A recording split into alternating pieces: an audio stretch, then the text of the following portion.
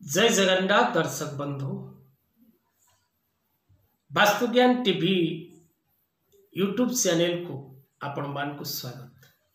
दर्शक बंधु वास्तुशास्त्र प्रत्येक कथावस्तु को माने सदा सर्वदा आपण घरटीए निर्माण करने को चेष्टा करंतु। फैक्ट्रीटीए निर्माण करंतु, व्यवसाय क्षेत्रटीए निर्माण करंतु, बा आपण कोनसी शिक्षा अनुष्ठान निर्माण करंतु, बा आपण कोनसी शिल्प गृह निर्माण करंतु, पशुशाला निर्माण करंतु, बा कोनसी फार्म हाउस टी निर्माण करंतु, गोशाला टी निर्माण करंतु, जहाँ निर्माण करुचंती वास्तुरे उत्तम वास्तुशास्त्री परामर्श रे घरटीए निर्माण करने को चेष्टा करंतु। कारण दर्शक बंधु मानिले ठाकुर न मानिले पत्थर। आपण जदि मानुचंती तेबे आपण को निश्चित भाव रे पूर्ण शुभ फल प्राप्ति हो। आपण जदि मानु नाहंती तेबे आपण कदापि सुख रे रही परिबेनी कि शांति रे मध्य रही परिबे नाही। मु पंडित सूर्यनारायण पंडा आपण मान को गोटे परामर्श दउची दर्शक बंधु जे वास्तुशास्त्र को सदा सर्वदा निज परिवार रे एवं निज पिलामान को द्वारा व्यवहार करने को चेष्टा करंतु।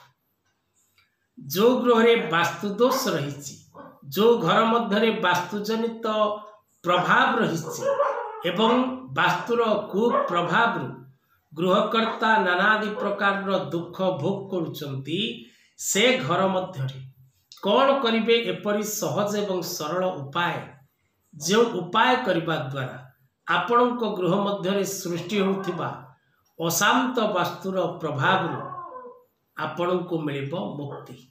कारण दर्शक बंधु प्रत्येक क्रिया रे नेगेटिव एंड पॉजिटिव उभय फल मिलिबार आशा थाए।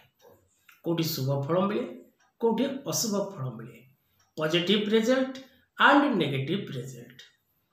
तो दर्शक बंधु आपण जदि आपण गृहर वास्तु अशुभ हेतु सदा सर्वदा दुख कष्ट पीड़ा भोग करुचंती एवं आपण कोनोसी उत्तम वास्तुशास्त्री पाई पारु नाहंती, जहा द्वारा आपण कोनोसी उत्तम परामर्श नहीं आपण गोटे उत्तम समाधान प्राप्त करिवे, तेबे एपरि क्षेत्र रे आपण गोटे सहज और सरल उपायटी करंतु।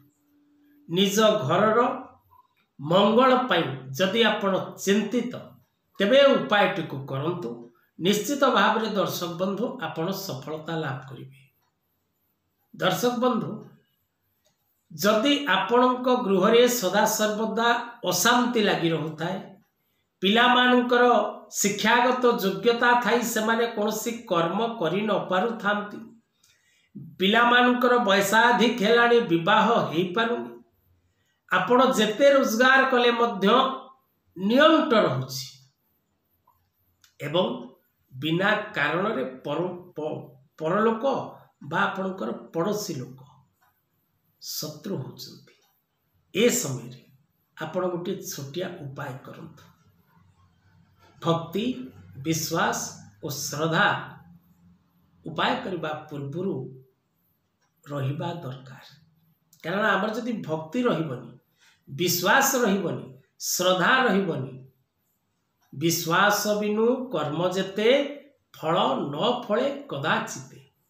जदि पंडित कौन कहिले ताको उपाय आकार रे परीक्षा करिबा देखिबा कदापि आपण को फल मिलिबो नाही। कारण जदि आपण को मन रे श्रद्धा नहीं, विश्वास नहीं, भक्ति नहीं, तबे कोनोसी कार्य आपण करंतु नाही।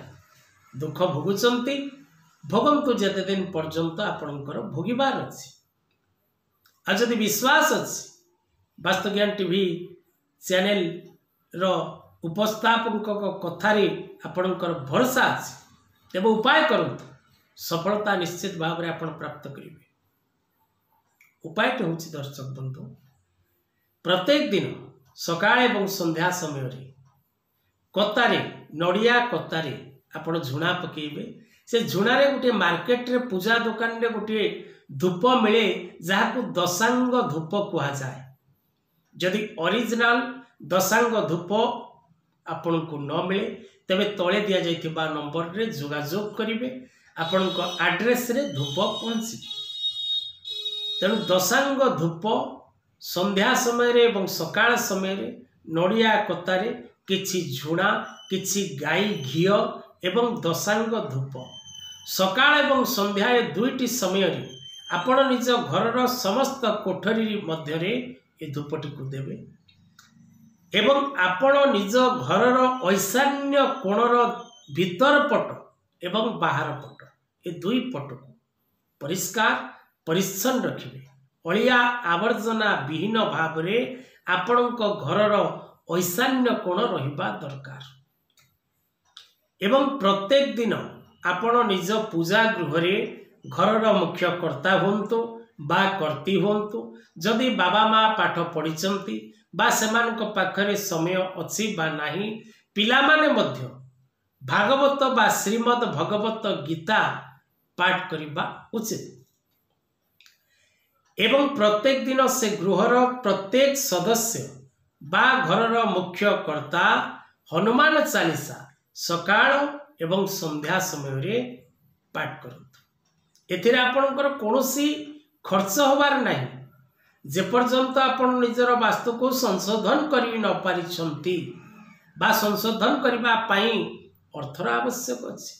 जदि से अर्थ आपणक पाखरे नाही एवं आपण संशोधन करि पारु नाहंती तेबे एई तीनोटी उपाय भक्ति विश्वास और श्रद्धार सहित करंतु निश्चित भाव रे आपण को पूर्ण सफलता मिलिबो यह निश्चित अटे। आज कथा वस्तु को एठी रखिबा। जय जगन्नाथ।